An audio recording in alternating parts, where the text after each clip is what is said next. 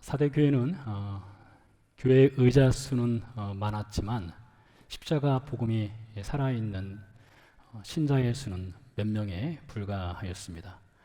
사대교회로부터 동남쪽으로 대략 30마일 정도 떨어진 교회 빌라델비아 교회는 작은 교회였습니다. 교회 의자 수는 몇 개 되지 않았습니다. 그렇지만 그 복음은 살아있는 교회였습니다. 본문 8절에 보면 빌라델비아 교회를 상징하는 한 단어가 등장을 합니다. 그것은 작은 능력입니다. 우리말 작은으로 번역된 헬라어 단어는 미크로스라고 하는데요. 이 미크로스라는 단어는 보잘것없다, 주목할 것이 없다라는 뜻이 있습니다. 그러니 빌라델비아의 이 작은 교회는 빌라델비아 도시 사람들이 볼 때에 보잘것없는 교회, 주목할 것이 없는 교회였을 것입니다. 세상으로부터뿐만 아니라 다른 교회, 주변에 있는 교회들이 볼 때도 저 교회는 별로 보잘것없다, 주목할 것이 없다, 그런 교회였을 것입니다. 그러나 예수님이 그 교회를 주목해 보셨습니다. 그리고 예수님께서 그 교회를 사랑하셨어요. 이 빌라델비아 교회는 환난, 궁핍, 비방, 고난 가운데 더 웨이, 그 도를 따르는 서머나 교회와 같이 예수님으로부터 칭찬을 들었습니다. 격려를 들었고요. 약속의 말씀을 받은 교회가 바로 빌라델비아 교회가 되겠습니다. 빌라델비아 교회, 작은 능력이 있는 교회라 말씀을 드렸는데요. 도대체 그 작은 능력은 무엇이며 오늘 우리에게 주시는 메시지는 무엇인지를 살펴보도록 하겠습니다. 먼저 우리는 7절 말씀을 통해서 예수님이 누구신가를 확인을 할 수 있습니다. 여러분들이 만난 예수님이 있습니다. 여러분들이 알고 계신 예수님이 있고 경험하신 예수님이 있을 것입니다. 그러나 무엇보다 중요한 것은 여러분이 아는 예수님보다 더 중요한 것은 성경이 예수님을 누구라고 가르치는가, 이것이 중요하겠죠. 7절 말씀에 보니까 이렇게 기록되어 있습니다. 빌라델비아 교회의 사자에게 편지하라. 거룩하고 진실하사 다윗의 열쇠를 가지신 이 곧 열면 닫을 사람이 없고 닫으면 열 사람이 없는 그가 이르시되. 예수님이 직접 말씀하시는 것인데요. 예수님이 세 가지를 말씀하셨어요. 첫 번째로 거룩하시다, 두 번째 진실하시다, 세 번째 다윗의 열쇠를 잡고 계시다, 이렇게 말씀하셨습니다. 예수님은 거룩하신 분이십니다. 이사야서 6장에 보면 이사야 선지자가 하나님의 성전에 들어갔을 때에 놀라운 환상을 보게 됩니다. 이사야서 6장 3절 말씀에 하나님의 천사들이 하나님을 향해서 찬양을 드리는데 거룩하다 거룩하다 거룩하다 만군의 주 여호와여 그의 영광이 온 땅에 충만하도다라는 노래를 불러요. 그렇게 볼 때 하나님은 거룩하신 분으로 이렇게 찬양 드려지는데요. 하나님은 거룩하신 분이세요. 예수님은 하나님이시죠. 그래서 예수님 역시 마찬가지로 거룩하신 분이십니다. 이것을 신약 성경에서도 찾아볼 수 있는데요. 마가복음 1장 24절에 보면 귀신 들린 사람들이 예수님을 보고서 하는 말이 당신은 하나님의 거룩한 자입니다, 이렇게 고백을 합니다. 귀신같이 알아보죠. 그 당시 사람들은 예수님이 거룩하신 분인지 몰랐는데 귀신같이 알아보고 당신은 거룩하신 분입니다, 이렇게 말하는 것을 볼 수가 있어요. 다음으로 예수님은 당신 자신을 진실하신 분이라고 소개를 했습니다. 진실. 이 진실이란 말은 헬라어 원어상으로 볼 때는 진짜 백이라는 뜻이 있습니다. 여러분, 빌라델비아 지역에 얼마나 많은 인간들이 만들어낸 가짜, 거짓 신들이 있었겠습니까? 그런 가운데 예수님이 말씀하셔요. 내가 진실하다, 나야말로 진짜 백이 추루가 아시다, 이렇게 예수님이 말씀하신 것이죠. 세 번째로 예수님은 다윗의 열쇠를 손에 잡고 계시다 하셨어요. 다윗의 열쇠를 갖고 계신 분이세요.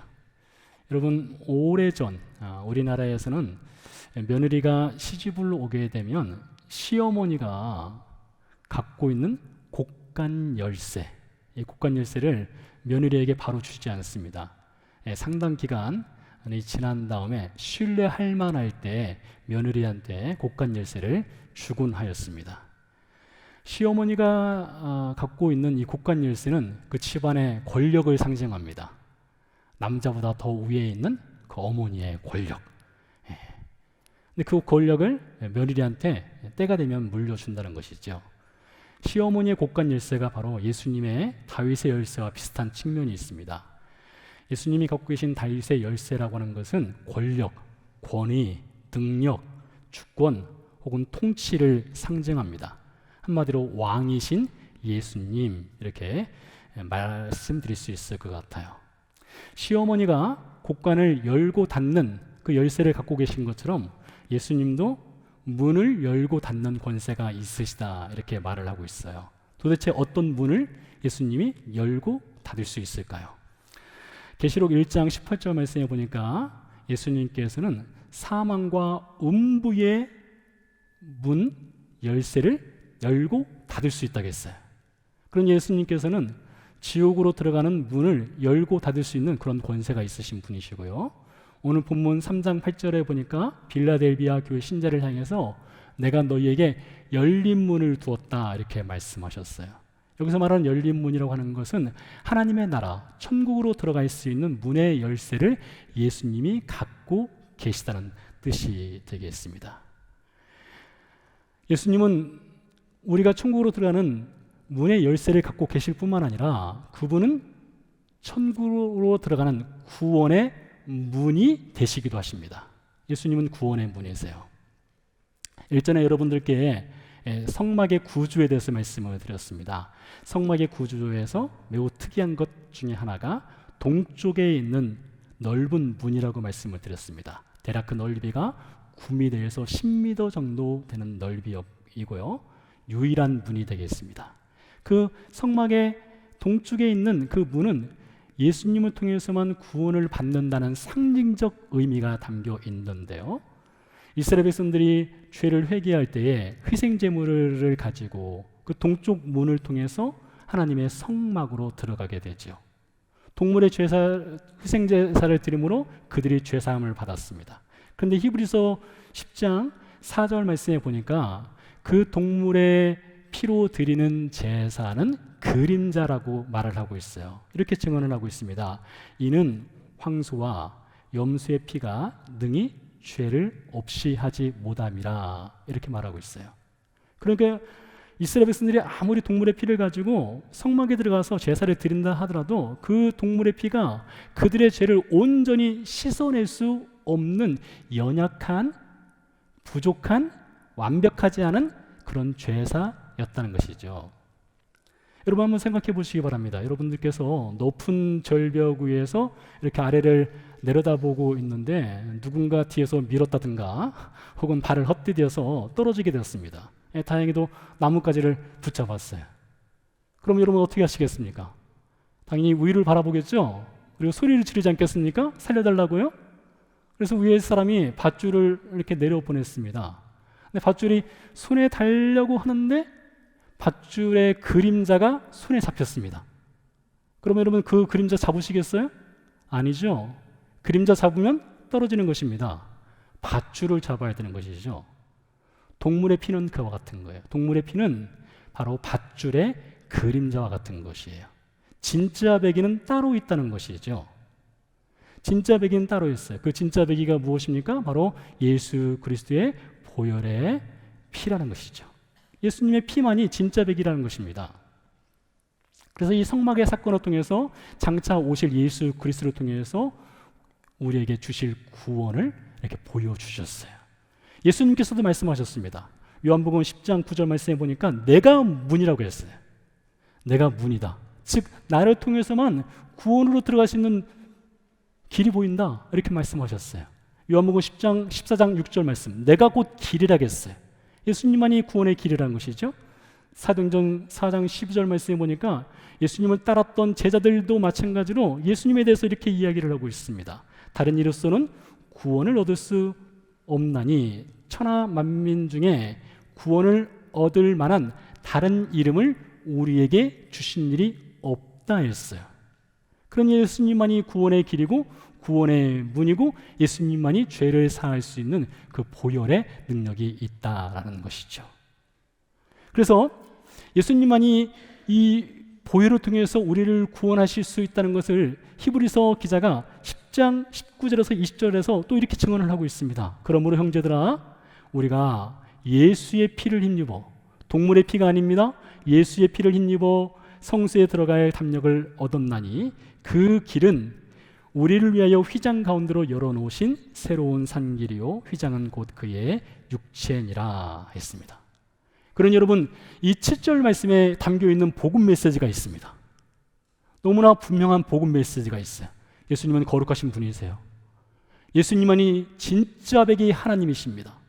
예수님만이 다윗의 열쇠를 갖고 계셔요. 그 다윗의 열쇠는 천국으로 들어가는 문이 되시는 것입니다. 그 다윗의 열쇠는 구원의 문이 되시는 것입니다. 그 구원의 문이 되시는 예수님이 예수님의 보혈로 우리를 구원하실 수 있다는 것이죠. 그러니 여러분, 예수님이 누구십니까? 라고 묻는다면 예수님은 거룩하신 분이시고 예수님은 진실하신 분이시고 예수님은 다윗의 열쇠를 지니신 분으로서 구원의 문을 열어주시는 분이다. 이렇게 말씀드릴 수가 있겠습니다. 이 다윗의 열쇠를 지니신 예수님께서 8절에서 이렇게 말씀하십니다. 볼지어다 내가 네 앞에 열린 문을 두었으되 능히 닫을 사람이 없으리라. 내가 네 행위를 아노니 네가 작은 능력을 가지고서도 내 말을 지키며 내 이름을 배반하지 아니하였도다. 예수님은 빌라델비아 교회를 향해서 네가 작은 능력을 갖고 있다 이렇게 말씀하셨습니다. 작다, 말씀드린 것처럼 보잘것없다 혹은 주목받지 못한다라는 뜻이라겠죠. 사복음서를 통해서 이 작다라는 단어를 쭉 찾아보면 몇 가지 공통점이 있습니다. 작다라는 단어가 언제 사용되느냐? 겨자씨를 말할 때 작다라는 단어가 사용됩니다. 겨자씨는 모든 씨보다 작은 씨로 돼, 그런 말씀이 있죠. 어린아이를 향해서요 작다라는 표현을 사용하고요, 예수님을 따르는 무리 겨우 12명이 아니겠습니까? 그 무리를 향해서 적은 무리라고 했어요.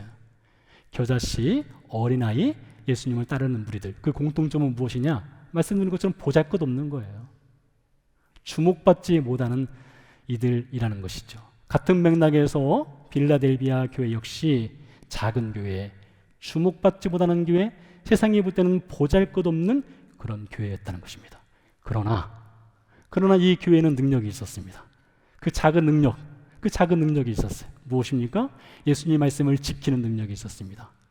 예수님의 이름을 배반하지 아니하는 능력이 있었어요. 예수님은 그것을 가지고 작은 능력이라고 말씀하셨어요. 자, 빌라델비아 교회가 예수님 말씀을 지키고 예수님의 이름을 배반하지 않았다라고 하는 것은 배반할 수 있는 상황, 예수님 말씀을 지키기가 힘든 상황이 있었다는 것을 볼 수 있는 장면이죠. 다시 말해서 빌라델비아 교회는 다른 주변에 있는 교회들처럼 박해 가운데 놓여 있는 교회였습니다. 어떤 어려움에 놓여 있었을까요? 그 배경을 좀 보도록 하겠습니다. 사도행전에 보면 바울과 복음 전도자가 복음을 전하러 다닐 때에 제일 먼저 찾아가는 곳은 항상 유대 회당이었습니다. 유대 회당에 가서 맨 먼저 복음을 전했어요. 왜 그러면 그들은 유대 회당을 찾아갔을까요? 유대 회당이라고 하는 것은 적어도 하나님을 믿는 사람들이 모이는 장소입니다. 그들은 기본적으로 하나님에 대해서 알아요. 그리고 그들은 메시아를 기다리는 사람들입니다. 그러니 아주 컨택 포인트가 좋죠. 바울이 믿고 섬기는 예수 그리스도를 전하기가 참 좋은 장소가 유대 회당입니다. 그래서 바울은 유대 회당에 찾아가서 예수님께서 유일한 구원자가 되시며 유일한 주가 되신다는 것을 가르치곤 했습니다. 그러나 안타깝게도 유대 회당 사람들 대다수는 복음을 거부하였습니다. 소수의 사람들만이 복음을 받아들였다는 것을 사도행전에서 확인할 수가 있어요. 유대인들이 단순히 복음만 거부했나요? 그렇지 않습니다. 로마 제국 내에서 기독교인들을 가장 직접적으로 가장 많이 박해한 사람들이 누구냐? 복음을 거부했던 유대인들이었습니다. 예를 들어서 고린도후서 11장 24절 말씀에 보면 바울이 이런 고백을 합니다. 나는 40에서 하나 감한 매를 5번 맞았다 하겠습니다. 빨리 계산해 보세요. 몇 대입니까? 40에서 하나 감한 매를 5번 맞았다. 195대가 되죠. 누구로부터 맞았을까요? 유대인들로부터 맞았습니다. 바울의 동족인 유대인들로부터 복음을 전하다가 바울이 매를 맞은 거예요. 바울이 루스드라에 갔을 때입니다. 그때 복음을 전하다가 바울이 돌에 맞아서 죽을 뻔했습니다. 누가 돌을 던졌을까요? 유대인들이었습니다. 바울이 예루살렘에 올라갔다가 체포로 당했습니다. 그때 바울을 죽이기 전에는 먹지도 마시지도 않겠다라고 결단한 사람이 40명이 있었는데 누구였을까요? 유대인들이었습니다. 이렇게 바울과 복음 전도자들은 복음을 전한다는 이유로 로마의 현지인들이 아니라 유대인들로부터 많은 박해와 고난을 겪게 되었다는 것이죠. 빌라델비아 교회의 작은 교회도 마찬가지입니다. 그 작은 교회 신자들 대다수는 유대인들이었어요. 복음 전도자들로부터 복음을 들었던 유대인들이었습니다. 그래서 이 작은 교회에 속한 이 유대인들 역시 빌라델비아 지역에 있는 유대 공동체로부터 많은 고난과 박해를 받았습니다. 어떤 박해를 받았을까요? 1세기 당시요, 유대 회당은 단순히 예배를 드리는 예배 장소가 아니었습니다. 그 당시 유대 회당은 여러 기능이 있었는데요. 그 중에서 첫 번째로 유대 회당은 학교로 사용되었습니다. 그 당시에도 학교가 있었어요. 그래서 유대인들이 아이들을 학교로 보낸다 한다면 유대 회당으로 보내는 것이었습니다. 자, 상상을 해보시기 바랍니다. 여러분들이 빌라델비아 교회의 작은 교회 신자들입니다. 여러분들에게 자녀들이 있어요? 이제 곧 가을 학기가 개학을 하죠? 여러분들의 자녀를 유대 회당으로 보내야 되는데 유대 회당에서 문을 닫아 버리는 것입니다. 왜요? 여러분들은 예수님을 믿는다는 이유만으로 문을 닫아 버리는 것이 여러분들의 자녀를 학교로 보낼 수가 없는 것입니다. 여러분의 자녀가 학업을 할 수가 없어요. 그렇다고 해서 이방 종교를 섬기는 현지인 학교를 보낼 수 있을까요? 그것도 굉장히 어려운 상황이죠. 이것이 박해의 일부분이었습니다. 그것뿐입니까? 여러분들이 그 당시에 살고 있는 빌라델비아의 작은 교회 신자들이었다면 여러분들은 H마트나 롯데마트를 이용할 수가 없습니다. 여러분들은 된장을 살 수가 없어요. 배추를 사기가 쉽지 않습니다. 왜요? H마트와 롯데마트 그 유대인들이 여러분을 향해서 문을 닫아버리기 때문입니다. 그러면 코스트코 가면 되지 이렇게 말할 수도 있겠죠. 여러분 코스트코 갈 수가 없습니다. 여러분들이 그 당시에 살고 있는 유대인들이라면 오늘날도 마찬가지지만 유대인들은 음식을 아무 음식이나 먹지 않아요. 유대인들은 카슈루트, 일명 코쇼라고 하는 음식을 먹습니다. 여러분들이 시장에 나가서 마트에 가서 이스라엘에서 제조된 음식을 사게 되면은 그 음식에는 코쇼라고 하는 마크가 반드시 찍혀 있어요. 그런 음식들만 먹어요, 유대인들은요. 그러니 여러분들 그 당시에 산다면은 여러분들 마음대로 가게를 이용할 수가 없습니다. 가게 문을 닫아버리기 때문이죠. 그러니 여러분 생활하는데 상당한 어려움을 겪을 수밖에 없는 것입니다. 그뿐이겠습니까? 그 당시 유대 공동체들이 운영하는 회사가 있지 않았겠습니까? 여러분들이 유대인 회사에 다녔다면 회사에서 해고를 당할 그런 가능성이 매우 높지요. 빌라델비아 교회 신자들을 향해 모든 문이 다 막혀 있는 상태로 빌라델비아 교회 신자들은 살아가고 있었습니다. 이것이 당시 빌라델비아 교회 신자들이 처한 어려운 상황이었어요. 그런 가운데 그들에게 작은 능력이 있었다. 예수님이 말씀하셔요. 이렇게 작은 능력이 있는 교회인 이 빌라델비아 교회의 9절 말씀에 보니까 예수님이 그들을 박해하고 핍박하는 유대인들을 향해서 사탄의 회당이라고 했어요. 무시무시한 말이죠. 사탄의 회당이다. 더 나아가서 거짓말하는 유대인들이다 했어요. 예수님이 책망을 하셨습니다. 근데 거기서 끝나지 않았어요. 9절 말씀에 보니까 예수님이 그들 가운데 몇 사람이 빌라델비아 교회로 와서 교회 신자들 앞에 무릎을 꿇고 절을 하게 될 것이다 이렇게 말씀하셨어요. 그러니 여러분 유대 회당 사람들이 여러분을 찾아오는 거예요. 찾아와서 여러분 가운데 절을 하고 무릎을 꿇는다는 것이에요. 도대체 어떤 일이 있었기에 왜 유대인들이 여러분을 찾아와서 여러분에게 절을 하고 무릎을 꿇게 될까요? 우리는 이 부분에서 빌라델비아 교회 신자들이 갖고 있었던 작은 능력의 내용을 알 수가 있어요. 여러분들이 생각하시는 능력은 무엇이라고 생각하십니까? 여러분은 능력을 무엇이라고 생각하세요? 중세기 시대 당시에 교회의 능력이라고 한다, 교회의 힘, 교회의 권위라고 한다면 교회의 첨탑이었습니다. 여러분들이 유럽에 가서 교회들을 보게 되면 아주 오래된 고풍스러운 교회들은 대부분 첨탑이 매우 높습니다. 왜요? 이 첨탑을 높게 쌓아 올리는 것이 교회의 권위였거든요. 교회의 힘이었어요. 중세시대 당시에는 설교자의 설교 강단이 매우 높았습니다. 여러분들이 거의 저와 이렇게 눈을 아이 컨택하면서 볼 수 있는 그런 상황이 아니었어요. 굉장히 높았습니다. 어쩌면 저 천장에 달려있을 수도 있어요. 설교단을 높이 올렸습니다. 왜요? 그게 설교자의 권위였거든요. 그게 힘이었습니다. 그게 파워였어요. 그게 중세시 당시의 교회의 힘이었습니다. 오늘 현대 교회의 힘은 어디에 있을까요? 현대 교회의 힘은 건물에 있을까요? 많은 의자 수에 있을까요? 목사의 화려한 스펙에 있을까요? 화려한 예배에 있을까요? 잘 짜여진 프로그램이 있을까요? 여러분 어떻게 생각하십니까? 신자의 힘은 어디에 있습니까? 교회의 힘은 어디에 있습니까?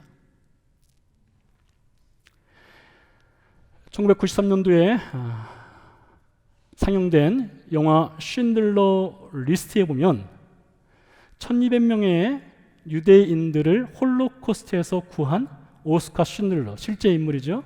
오스카 쉰들러와 독일 장교 아몬 게트 사이에 대화의 장면이 있습니다. 이 대화의 장면에서 쉰들러가 아몬 게트에게 이런 얘기를 해요. 파워가 무엇이냐? 진정한 힘이 무엇이냐? 힘이라고 하는 것은 사람을 통제하고 공포심을 조장해서 그 사람들이 당신을 두려워하여 당신 앞에 무릎을 꿇게 하는 것은 진정한 파워가 아니다. 진정한 힘이 아니다.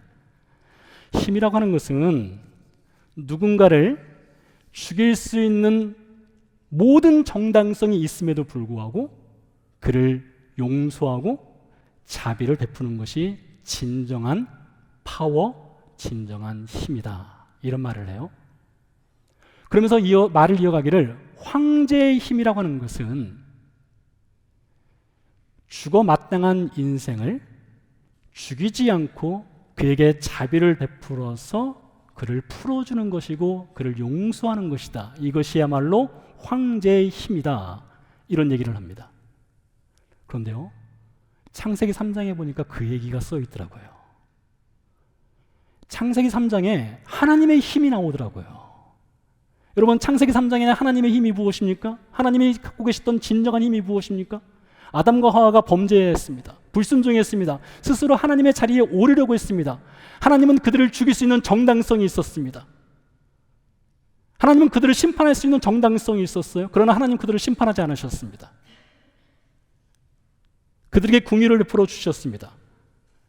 하나님은 그들을 에덴 동산에서 추방하셨습니다. 그러나 단순히 추방만 하신 것이 아닙니다. 그들에게 동물의 가죽옷을 입혀주시는 궁유를 베풀어 주셨습니다. 하나님은 그들이 다시 에덴 동산으로 들어올 수 있는 문을 막으셨습니다. 그러나 영원히 막지 않으셨습니다. 장차 그 아들 예수 그리스도의 그 구원의 문을 통해서 들어올 수 있도록 문을 열어놓으셨습니다. 그것이 바로 로마서 5장 10절에 나오죠. 우리는 로마서 5장 10절에서 하나님의 힘을 발견할 수가 있습니다. 그 내용은 이렇습니다. 우리가 원수 되었을 때, 다른 사람이 아닙니다. 우리입니다. 저와 여러분입니다. 우리가 원수 되었을 때에, 하나님의 원수 되었을 때에 그의 아들의 죽으심으로 말미암아 하나님과 화목하게 되었은즉. 여러분, 이것이 하나님의 힘입니다. 하나님의 힘이 무엇입니까? 우리를 용서하시는 것이었습니다. 하나님의 힘이 무엇입니까? 그 아들을 십자가에 내어주는 것이 하나님의 진정한 힘이었다는 것이죠. 우리를 심판해서 우리가 원수되었기 때문에 우리를 죽일 수 있는 것이 정당성이 하나님께서는 있었으나 그 정당성을 주장하지 아니하시고 우리에게 용서하시는 그 아들을 십자가에 내어주시는 그 진정한 힘을 하나님이 보여주셨다는 것이죠. 그뿐입니까? 예수님도 힘을 보여주신 분이십니다. 사복음서가 증언하는 예수님의 힘은 무엇입니까?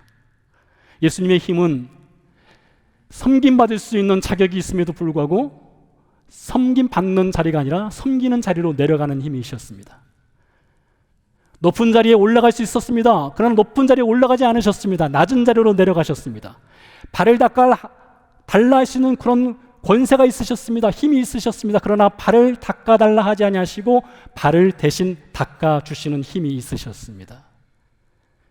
용서하지 않을 정당성이 있었습니다. 그런 힘이 있었습니다. 그러나 예수님은 용서하는 힘을 발휘하셨습니다. 죽일 수 있었습니다. 그러나 죽이는 대신에 죽음을 스스로 맞이하셨습니다. 이것이 바로 예수님이 지니신 힘이셨습니다. 예수님의 힘은 십자가의 힘이었던 거예요. 십자가에서 예수님은 그 힘을 보여주셨습니다. 여러분, 빌라델비아 교회 신자들이 갖고 있었던 그 작은 능력, 그 작은 힘이 무엇일까요? 바로 그 용서의 힘입니다. 섬기는 힘이었습니다. 낮은 자리로 내려가는 힘이었습니다. 그들을 향해서 유대인들은 문을 닫았지만 빌라델비아의 작은 교회 신자들은 그들을 향해서 문을 열었습니다. 복음의 문을 열었어요. 용서의 문을 열었습니다. 그들에게 복음을 전했습니다. 그래서 그 복음을 들었던 사람들 가운데, 유대인들 가운데 교회로 찾아와서 빌라델비아의 작은 능력이 있는 그 신자들 앞에 무릎을 꿇고 그들도 예수 그리스도를 그들의 구원자로 또 주로 영접을 하게 되는 일이 일어나게 되었다는 것이죠. 사랑하는 성도 여러분, 예수님은요 빌라델비아 교회를 가리켜 말씀하시면서 그들은 큰 능력을 지녔다라고 말씀하지 않으셨어요. 여러분, 큰 능력이라고 할 때는 어떤 특정인들만이 가질 수 있을 것입니다. 아무나 가질 수 없을 때 큰 능력이라고 할 수 있겠죠. 그러나 예수님은 큰 능력이 아니라 작은 능력이다 말씀하셨어요. 왜 작은 능력이라고 말씀하셨을까요? 누구나 다 가질 수 있는 능력이기 때문입니다. 누구나 다 섬길 수 있기 때문에 그렇습니다. 누구나 다 낮은 자리로 내려갈 수 있기 때문에 그렇습니다. 누구나 다 용서할 수 있기 때문에 그렇습니다. 누구나 다 이해할 수 있기 때문에 그렇습니다. 무엇보다도 누구나 다 그 용서의 복음, 그 십자가의 그 힘, 그 십자가의 힘을 전할 수 있기 때문에 예수님은 작은 능력이다 이렇게 말씀하시는 것이죠. 우리에게는 그 능력이 있습니까?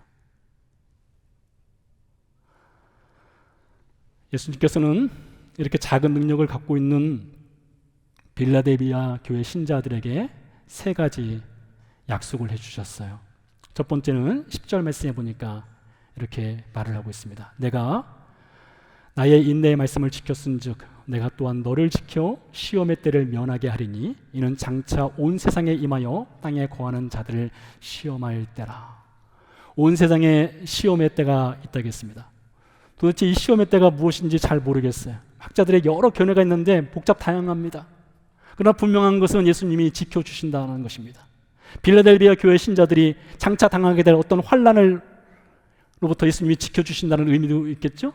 여러분들이 당하는 환난으로부터 예수님이 지켜준다는 의미도 있을 것입니다. 어떤 자연재해로부터 지켜준다는 의미도 있을 것이고요. 건강을 지켜준다는 의미도 있을 것이고요. 여러분들이 작은 능력을 발휘할 때에 예수님께서 여러분의 삶을 지켜주시겠다 이렇게 말씀하셨습니다. 두 번째 약속입니다. 이기는 자, 12절 말씀에 보니까 이기는 자는 내 하나님의 성전의 기둥이 되게 하리니 그가 결코 다시 나가지 아니하리라 말씀하셨어요. 빌라델비아는요 지진 활동이 있는 지역입니다. 그래서 역사적으로 많은 지진을 겪었어요. 가장 최근에 있었던 지진이 1969년 3월 28일 날 진도 6.6의 지진이 있었습니다. 그래서 많은 사람들이 죽고 재산에 손해가 있었습니다. 손실이 있었어요. 그 전에 주 6세기에도 지진이 있었고요. 주 17년 예수님 시대 당시에죠. 그 당시에도 빌라델비아에 큰 지진이 일어나게 됐습니다. 도시가 다 붕괴되었습니다. 도시를 지탱하고 있던 모든 기둥들이 무너졌어요. 여러분, 기둥만 무너졌습니까? 그렇지 않습니다. 지진이 일어나기 때문에 인생들도 무너지게 되는 것이죠. 소망이 무너지는 것입니다. 삶이 무너지는 것이에요. 그러나 오늘 예수님 말씀하세요. 세상의 돌기둥은 무너질 수 있고 인생의 기둥도 무너질 수 있고 소망의 기둥도 무너질 수 있지만 너희는 하나님의 성전의 기둥이다. 너희는 영원하다. 너희는 영원히 무너지지 아니한다 말씀하셔요. 무엇을 상징하는 것일까요? 여러분에게 주신 그 십자가의 힘으로 주신 그 용서의 복음, 용서의 구원, 그 구원은 결코 무너질 수가 없는 것입니다. 여러분은 하나님의 성전의 기둥이세요. 그렇기 때문에 여러분의 기둥은 절대 무너지지 않습니다. 하나님께서 여러분을 구원하셨기 때문에 끝까지 그 기둥으로서 살아갈 수 있도록 해 주신다는 것이죠. 세 번째 약속입니다. 12절 말씀에 보니까 내가 하나님의 이름과 하나님의 성 곧 하늘에서 내 하나님께로부터 내려오는 새 예루살렘의 이름과 나의 새 이름을 그의 위에 기록하리라 했어요. 예수님의 이름을 기록해 주시겠다고 했습니다. 어디에요? 우리에게 예수님의 이름을 기록해 주신대요. 이사야서 49장 16절 말씀. 내가 너를 내 손바닥에 새겼고 너의 성벽이 항상 내 앞에 있나니. 여러분의 이름을 예수님의 손바닥에 새겼답니다. 하나님의 손바닥에 여러분의 이름을 새겨놨대요. 하나님이 자신의 손바닥에다가 타투를 하신 거예요. 저는 이 말씀이 참 좋아요. 타투를 하셨어요. 여러분의 이름이 하나님의 손바닥에 새겨져 있고 그 새겨진 이름은 결코 그 어떤 곳으로도 지울 수 없다는 것이죠. 예수님의 약속이십니다. 사랑하는 성도 여러분, 빌라델비아 교회 작은 교회였습니다. 보잘것없는 교회였어요. 주목받지 못하는 교회였어요. 작은 능력이 있었습니다. 근데 그 작은 능력이 무엇입니까? 누구나 다 행할 수 있는 능력이에요. 예수님의 십자가의 용서의 능력이에요. 섬기는 자의 자리로 내려가는 능력이에요. 낮은 자의 능력이었습니다. 그 능력으로 복음을 전했을 때 그들을 박해하던 유대인들이 돌아왔습니다. 복음을 믿게 되었어요. 신자의 능력 무엇입니까? 여러분의 능력 무엇입니까? 산을 옮기는 믿음이 여러분에게 능력이 될 수 있을까요? 천사의 말을 하는 것이 여러분에게 능력이 될 수 있을까요? 예언하는 것이 능력이 될 수 있을까요? 여러분이 소유하고 있는 작은 능력 무엇입니까? 기도하고 찬양 드리도록 하겠습니다.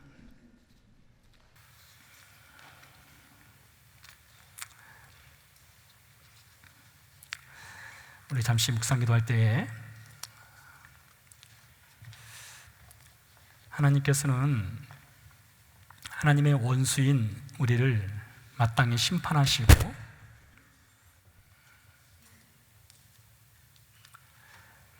우리를 죽음의 심판을 할 수 있는 그런 정당성이 있음에도 불구하고 용서하시는 힘을 보여주셨습니다. 십자가를 통해서 보여주셨죠.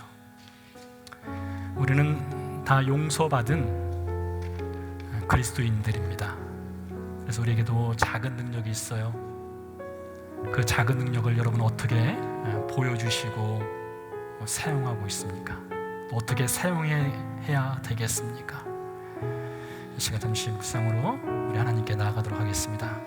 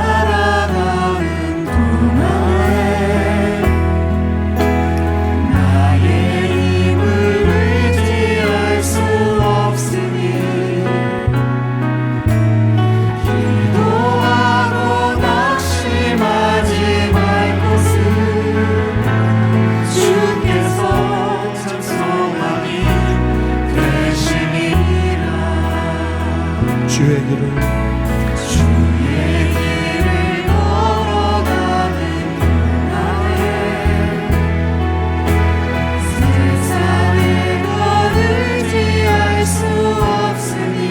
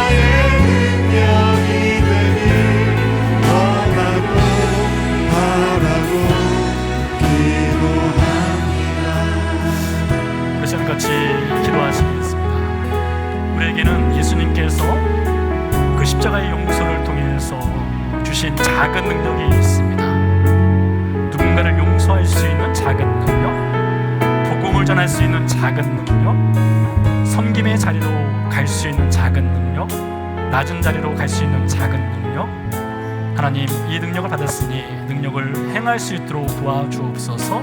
함께 기도하겠습니다. 살아계신 아버지 하나님 감사합니다. 하나님 우리에게 작은 능력을 허락하여 주시니 감사를 드립니다. 예수 그리스도의 보혈의 능력으로 말미암아 그 십자가에 보여주신 용서의 힘으로 우리를 구원하시고 하나님의 자녀 삼아주시고 하나님 나라의 기둥이 되게 하시고 예수님의 손바닥에 새겨진 끈이 되게 하시고 하나님의 자녀로서 살아갈 수 있는 은혜를 허락하시고 감사를 드립니다. 하나님 우리에게 허락하신 이 작은 능력, 복음의 능력을 주님 실천하며 살아갈 수 있도록 주여 도와주시옵소서. 하나님 우리를 향해서 문을 닫은 이들에게 복음의 문으로 나아갈 수 있도록 도와주시고 하나님 누군가에게 용서해야 되는 용서의 복음을 전할 수 있는 그리스도인으로서의 살아갈 수 있도록 주여 축복해 주시기를 간절히 소원하고 합니다.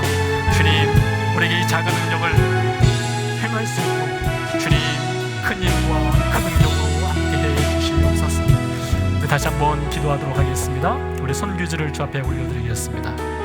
이제 곧 새 학기가 시작됩니다. 우리 자녀들을 위해서 축복하며 기도하겠습니다. 또한 새롭게 시작하는 포도원 사역 가운데 하나님의 은혜와 풍성함이 넘칠 수 있도록 함께 기도하도록 하겠습니다. 살아계신 아버지 하나님 감사합니다. 하나님 선교장을 주 앞에 올려드리며 기도합니다. 하나님 우리 사랑하는 선교사님들 선교장에서 하나님의 사역을 하며 하나님의 말씀을 전하며 복음을 전할 때에 주님 땅에 떨어진 씨앗이 열매를 맺게 하여 주시고 현지인 교회가 세워지게 하여 주시고 현지인 사역자들이 건강하게 세워질 수 있도록 주님 축복해 주시기를 간절히 소원하고 원하옵나이다. 내 주의 아버지 하나님이시여 하나님의 구유가 자비하심으로 이제 새 학기가 시작됩니다. 가을에 온 타지로 가는 우리 형제 자매들 또 새 학기를 맞이하는 우리 자녀들 주께서 지혜와 명철을 함께 해주시고 건강을 지켜주시옵소서. 하나님께서 무엇보다도 복음으로서 살아갈 수 있는 귀하고 복된 자녀들 되게 해주시옵소서. 아버지 하나님 포도원 사역을 새롭게 시작합니다. 하나님 포도원 사역을 통해서 우리 교회가 더욱더 풍성한 은혜를 함께 누릴 수 있는 귀하고 복된 사역이 될 수 있도록 주님 축복해 주시옵소서. 살아계신 아버지 하나님 하나님의 원수로 살던 우리 인생에게 마땅히 심판을 행할 수 있는 그 정당한 힘이 있음에도 불구하고 그 힘을 사용하지 아니하시고 오히려 십자가에서 자신의 아들을 죽이시기까지 내어주시는 용서와 사랑의 힘을 우리에게 보여주시니 감사를 드립니다. 하나님 우리에게 주신 작은 능력, 복음을 전하는 작은 능력, 용서하는 작은 능력, 섬기는 작은 능력, 낮은 자의 자리로 내려가는 작은 능력을 주셨으니 하나님 성령님의 도우심 가운데서 행할 수 있도록 은혜 베풀어 주시옵소서. 이제는 그 아들을 보내신 하나님의 크신 사랑과 십자가에서 용서의 힘을 보여주신 예수 그리스도의 은혜와 우리 안에 살아계셔서 우리 안에 작은 능력을 행할 수 있도록 도우시는 성령님의 은혜가 삶으로 돌아가는 성도의 삶의 현장 가운데 함께 하시기를 간절히 축원하옵나이다. 아멘.